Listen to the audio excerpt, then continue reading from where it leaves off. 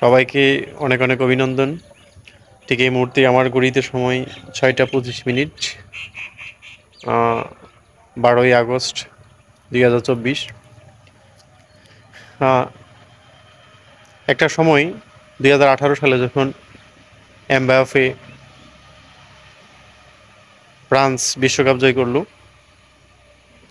আমি এবং আমরা সকলে আমাদের তরুণ প্রজন্মকে কটাক্ষ করতাম যে তোমরা এই বয়সে টিকটক নিয়ে ব্যস্ত, ফেসবুকিং নিয়ে ব্যস্ত।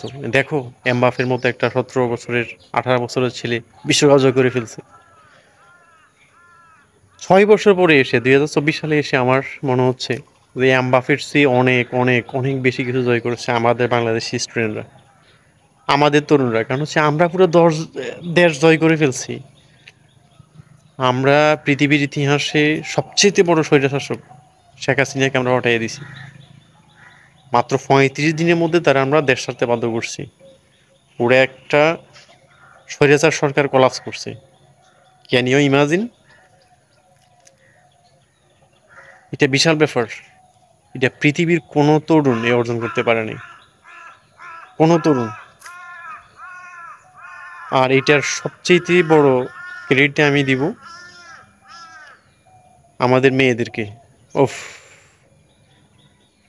আমি সকালবেলাও কিন্তু চোখে সানগ্লাস পরে আছি, বা আমার ভিডিওতে অনেকে হয়তো সানগ্লাস পরা দেখেন।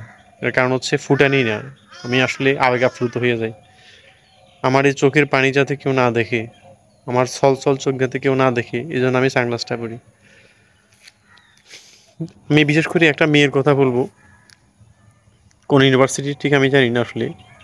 সেই মেয়েটার কথাটা আমার মনে হচ্ছে একটা পারমাণবিক বোমার মতো কাজ করছে। সাংবাদিক মনে প্রশ্ন করছে যে আপনারা পিছু হটবেন কিনা। মেয়েটি বলছিল, পিছনে পুলিশ, সামনে স্বাধীনতা, পিছনে যাওয়ার আর সুযোগ নেই,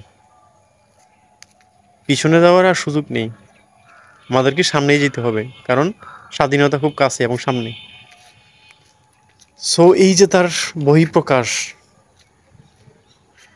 ওফ, এক্সিলেন্ট এক্সিলেন্ট।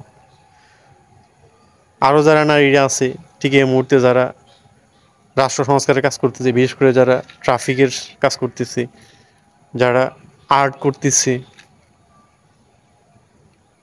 মানে সম্পূর্ণভাবে এই মেয়েরা যে ভূমিকাটা রেখেছে এই আন্দোলনে, বাংলাদেশের সকল আন্দোলন সব কিছুকে ছাড়িয়ে গেছে এবার।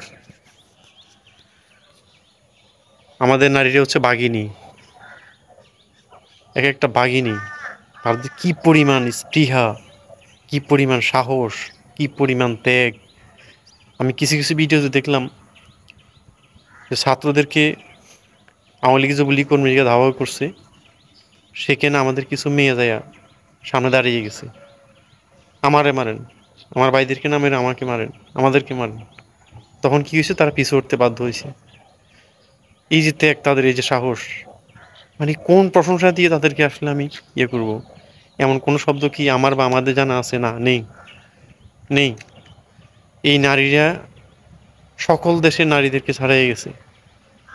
কোনো দেশের নারীরা এত সাহস দেখায় না, আমি দেখিনি, ট্রুলি আমি দেখিনি। আমার রেসপেক্ট তাদের প্রতি, আমি আবেগ আপ্লুত। আমি তাদের এই ভালোবাসায়, দেশের প্রতি ভালোবাসা ত্যাগের প্রতি আমি চিরকৃতজ্ঞ, এই জাতি চিরকৃতজ্ঞ। ভালো থাকুক আমাদের নারীরা, এভাবেই তারা সজাগ থাকুক, এভাবেই তারা সংসার রাষ্ট্র পরিচালনা করুক। বাঙালি নারীদের যাতে কেউ আর কটাক্ষ করতে না পারে। তারা পৃথিবীর সেরা নারী, পৃথিবীর সেরা নারী।